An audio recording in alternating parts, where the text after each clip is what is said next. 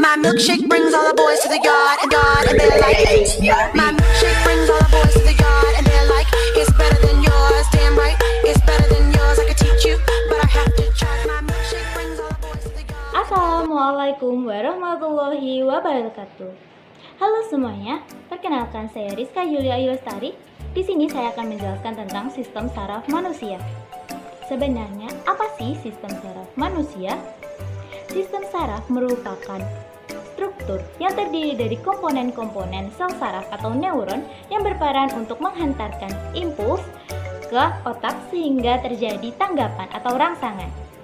Fungsi dari sistem saraf adalah untuk menerima, mengelola, dan juga menyampaikan rangsangan dari seluruh tubuh.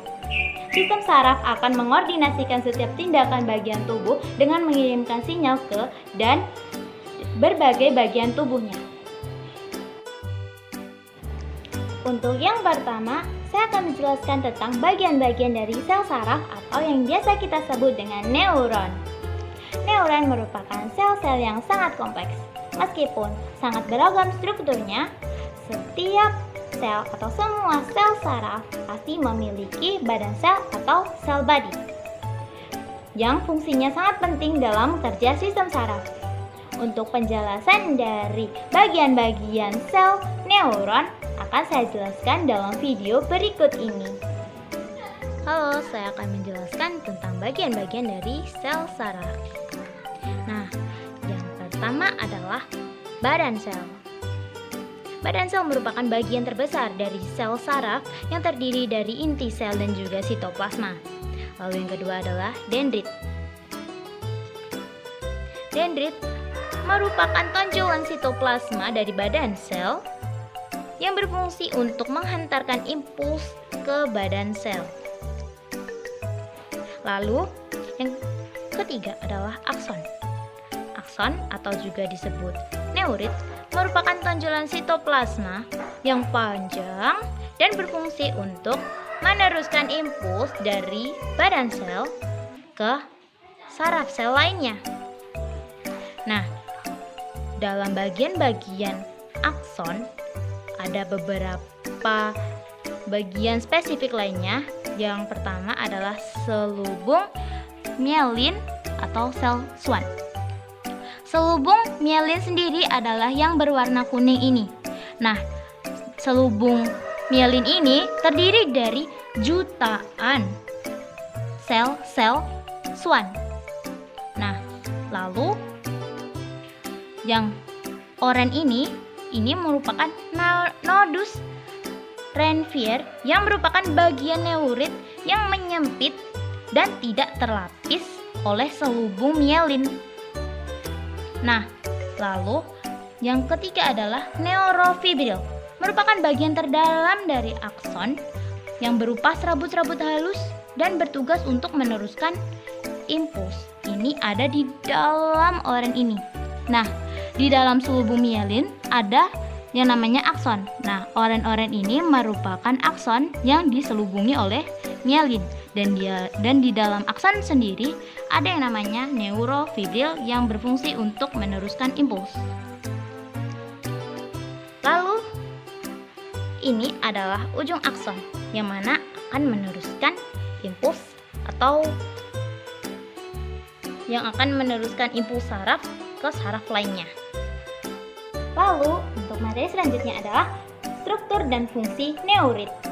Dibedakan menjadi 3, yaitu neuron sensorik yang berfungsi untuk menerima impuls dari alat indera lalu meneruskannya ke pusat saraf atau otak atau juga sumsum tulang belakang. Lalu yang kedua adalah neuron motorik, berfungsi untuk meneruskan impuls dari sistem saraf pusat menuju efektor atau otot dan juga kelenjar. Yang ketiga adalah interneuron atau neuron konektor, berperan dalam meneruskan impuls saraf dari neuron sensorik ke neuron motorik. Lalu yang kedua adalah materi tentang jenis sistem saraf manusia. Sistem saraf manusia memiliki 2 jenis, yaitu sistem saraf pusat dan juga sistem saraf tepi. Saya akan menjelaskan tentang sistem saraf pusat. Sebenarnya apa sih sistem saraf pusat? Sistem saraf pusat terdiri atas otak dan sumsum tulang belakang. Sistem saraf pusat ini berfungsi sebagai pengendali utama pada tubuh. Sistem saraf inilah yang mengatur pergerakan tubuhmu. Misalnya saat tangan kamu melakukan gerakan refleks ketika menyentuh mangkok bakso yang panas. Lalu gerakan refleks ini tanpa kamu sadari merupakan tugas dari sistem saraf pusat. Dalam sistem saraf pusat ada beberapa bagian. Yang pertama, otak. Kalian pasti tahu kan yang namanya otak? Otak merupakan organ yang sangat penting dan memiliki fungsi-fungsi yang kompleks seperti kecerdasan, kesadaran, ingatan, dan lain sebagainya. Besar otak kurang lebih 2 genggaman tangan dengan berat kurang lebih 1.500 gram. Dalam bagian-bagian otak sendiri pun ada beberapa bagian. Nah, yang pertama adalah otak besar, cerebrum. Disebut otak besar karena merupakan bagian otak yang paling besar. Cerebrum berfungsi sebagai pusat saraf sadar dan menjadi pusat integrasi, ingatan, dan emosi manusia. Cerebrum terdapat 4 bagian dalam cerebrum, yaitu yang pertama adalah lobus occipitalis, yaitu pusat penglihatan. Kedua, lobus frontalis, yaitu pusat pengendalian pikiran. Yang ketiga, lobus parietalis, yaitu pusat pengendalian kerja kulit. Nah, yang terakhir adalah lobus temporalis, yaitu pusat pendengaran dan penglihatan. Yang kedua adalah otak kecil. Otak kecil biasa disebut cerebellum. Cerebellum berperan dalam keseimbangan tubuh yang dapat memantau kedudukan posisi manusia dan koordinasi gerak otot. Nah, yang ketiga adalah otak tengah atau mesencephalon. Otak ini terletak di depan otak kecil dan jembatan Farol. Berfungsi sebagai pusat pengendalian gerak mata. Nah, selain otak, ada juga yang namanya sumsum lanjutan atau medula oblongata yang berfungsi menghubungkan otak kecil dengan sumsum tulang belakang dan sebagai pusat saraf tak sadar. Medula oblongata juga menjadi pusat kendali pernafasan utama pada tubuh manusia. Nah, untuk bagian sistem saraf pusat yang terakhir adalah sumsum tulang belakang. Sumsum tulang belakang sering disebut sebagai medula spinalis. Medula spinalis terdapat di dalam rongga tulang belakang. Fungsinya yaitu penghubung sistem saraf tepi dan otak. Lalu yang kedua sebagai pusat gerak refleks. Sistem saraf tepi. Sistem saraf tepi merupakan kumpulan saraf lanjutan dari otak dan spinal cord atau sumsum tulang belakang. Sistem saraf tepi berfungsi menghubungkan respons sistem saraf pusat ke organ tubuh lainnya. Saraf yang membentuk sistem saraf tepi dinamakan sebagai akson. Berdasarkan cara kerjanya, sistem saraf tepi dibagi menjadi 2, yaitu sistem saraf somatik dan saraf otonom. Saraf somatik yaitu saraf yang bekerja menurut kesadaran atau diatur oleh otak. Sistem ini terdiri dari serabut saraf perifer. Fungsi saraf ini mengambil informasi sensorik atau sensasi dari organ perifer seperti kulit dan nantinya dibawa ke sistem saraf pusat. Pada saraf somatik juga terdiri serabut saraf motor yang keluar dari otak dan membawa pesan untuk menggerakkan tubuh yang dibantu oleh otot rangka. Sedangkan saraf otonom merupakan saraf yang cara kerjanya secara tidak sadar, berfungsi untuk mengontrol aktivitas yang kita lakukan secara tak sadar atau tanpa memikirkannya. Saraf ini terbagi menjadi 2, yaitu saraf simpatik dan saraf parasimpatik. Saraf simpatik tersusun atas 25 pasang simpul saraf yang terdapat di sumsum tulang belakang. Sistem ini mengatur respon perlawanan dari dalam tubuh ketika ada ancaman pada diri. Sistem ini juga mempersiapkan tubuh untuk mengeluarkan energi dan menghadapi potensi ancaman di lingkungan. Sedangkan saraf parasimpatik tersusun atas serabut preganglion dan fungsi kerjanya berlawanan dengan saraf simpatik. Sistem ini berguna menjaga fungsi tubuh normal setelah ada sesuatu yang mengancam diri. Setelah ancaman berlalu, sistem ini akan memperlambat detak jantung, memperlambat pernapasan, mengurangi aliran darah ke otot, dan menyempitkan pupil mata. Ini memungkinkan kita untuk mengembalikan tubuh ke kondisi rileks yang normal. Selanjutnya, mekanisme penghantar impuls. Penghantaran impuls saraf di dalam tubuh melewati jalur berikut, yaitu rangsangan atau impuls, reseptor, indera, neuron sensorik, pusat saraf, neuron motorik, efektor, kemudian tangkapan gerak. Berdasarkan sifat tangkapan terhadap suatu rangsang, gerak dibagi menjadi dua, yaitu gerak biasa atau gerak yang kita sadari, dan gerak refleks atau gerak yang tidak kita sadari. Gerak biasa yaitu gerak yang dihasilkan karena rangsangan dilirkan melalui otak. Alurnya yaitu rangsangan impuls, neuron sensorik, kemudian diantarkan ke otak, kemudian neuron motorik, efektor, sehingga terakhir tanggapan atau gerak. Sedangkan gerak refleks yaitu gerak yang terjadi secara spontan dan cepat karena tanpa kontrol otak.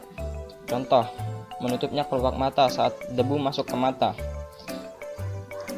Alur impulsnya yaitu rangsangan impuls, neuron motorik, kemudian sumsum tulang belakang, diantarkan ke neuron motorik, diantarkan ke efektor, dan terakhir tanggapan gerak. Perbedaan gerak biasa dan gerak refleks yaitu gerak biasa dihasilkan karena rangsangan melalui otak, sedangkan gerak refleks tidak melalui otak melainkan sumsum tulang belakang. Diambil dari jurnal Halodoc tahun 2018, disebutkan ada 4 gangguan pada sistem syaraf manusia. Yang pertama, neuropati kranial. Gangguan syaraf ini terjadi pada salah satu dari 12 syaraf kranial, atau syaraf yang berada di kepala. Neuropati kranial dibagi menjadi dua, yaitu neuropati optik dan auditory. Neuropati optik merupakan kelainan pada syaraf kranial yang fungsinya mengirimkan sinyal visual dari retina ke otak. Gangguan ini imbasnya akan mempengaruhi penglihatan. Sedangkan neuropati auditory bisa menimbulkan gangguan pada indera pendengaran, sebab gangguan syaraf kranial ini menyebabkan kacaunya pengiriman sinyal suara dari telinga ke otak. Yang kedua, neuropati otonom. Gangguan syaraf ini terjadi karena rusaknya sistem syaraf involunter yang mengendalikan detak jantung, sistem pencernaan, sirkulasi darah, keringat, dan fungsi kandung kemih. Gejala gangguan syaraf ini memiliki banyak macam gejala. Contohnya, detak jantung menjadi cepat, tekanan darah rendah, merasa mual, kembung, dan juga sering bersendawa. Yang ketiga adalah neuropati peripher. Gangguan syaraf yang satu ini bisa memengaruhi syaraf-syaraf pada anggota gerak. Misalnya syaraf pada kaki, tangan, jari, lengan, dan tungkai. Kelainan syaraf ini akan memengaruhi kinerja syaraf di luar otak dan syaraf tulang belakang yang mengatur anggota gerak. Syaraf ini adalah sistem yang berfungsi untuk menghantarkan sinyal ke otak. Gangguan syaraf ini bisa mengakibatkan otot mengecil hingga kelemahan atau kelumpuhan pada salah satu otot, kerama otot, hingga sulit untuk mengangkat kaki, sehingga sukar untuk berjalan. Sedangkan gangguan neuropati perifer yang berdampak pada fungsi sensorik, beda lagi gejalanya. Pengidap akan mengalami kehilangan keseimbangan, bengkakan kaki yang tidak dirasakan, perubahan suhu tubuh terutama pada kaki, dan turunnya kemampuan untuk merasakan rasa sakit.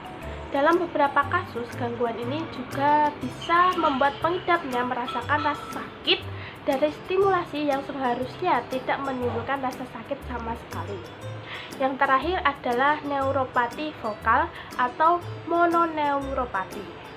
Neuropati vokal hanya memengaruhi satu syaraf, satu kelompok syaraf, atau syaraf pada salah satu anggota tubuh. Contohnya seperti paha, kaki, otot mata, atau dada. Gangguan ini kebanyakan dipicu oleh penyakit diabetes. Gejala dari gangguan syaraf ini bisa muncul secara mendadak dan mereda dengan sendirinya dalam 6 hingga 8 minggu.